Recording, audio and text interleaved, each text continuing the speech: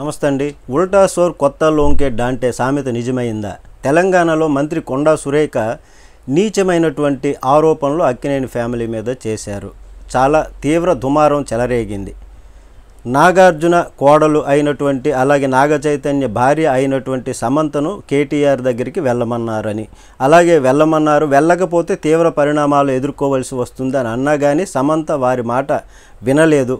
వినకపోయినందువలన నాగ చైతన్యకు సమంతకు విడాకులు అయిపోయాయి. దీనికి కారణం కేటీఆర్ అని చెప్పి ఇట్లాంటి నీచమైనటువంటి విధంగా ఆమె ఆరోపణలు చేయటం, దీనిపైన సర్వత్రా విమర్శలు వినిపించడం వలన ఈ నేపథ్యంలో ఆమె నేను అన్నటువంటి మాటలను వెనక్కి తీసుకుంటున్నాను, ఉపసంహరించుకుంటున్నాను, ఏమైనా ఫీల్ అయితే సమంతకు సారీ చెబుతున్నాను అని ఒక మాట అనేశారు. కానీ నాగార్జునకి సారీ చెప్పలేదు.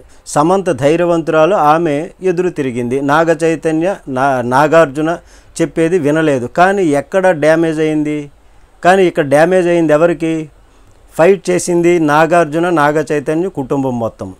ఈ సందర్భంలో పరువు నష్టం దావా వేస్తే ఇవాళ విచారణ జరిగింది. రేపు కూడా నాగార్జున స్వయంగా వాంగ్మూలం ఇవ్వడానికి సిద్ధపడుతుంటే ఇప్పుడు తెలంగాణ కాంగ్రెస్ తరపున వార్నింగ్లు ఆల్రెడీ నిన్ననే కొంతమంది మంత్రులు, బీసీ మంత్రి అలా మాట్లాడినంత మాత్రాన ఆవిడ దానికి ఎలాగో సంజాయిషి ఆమె మాటలు వెనక్కి తీసుకుంటున్నానని చెప్పింది కదా, సరిపుచ్చుకోండి, దీంతో ఆపేయండి అంటూ పీసీసీ దగ్గర నుంచి కొంతమంది నేతల వరకు కూడా మాట్లాడేది ఒక ఎత్తు అయితే, ఇప్పుడు ఏకంగా వాళ్ళ తరపున లాయర్ చెప్పేది నాగార్జున పైన కేసు పెడతారట.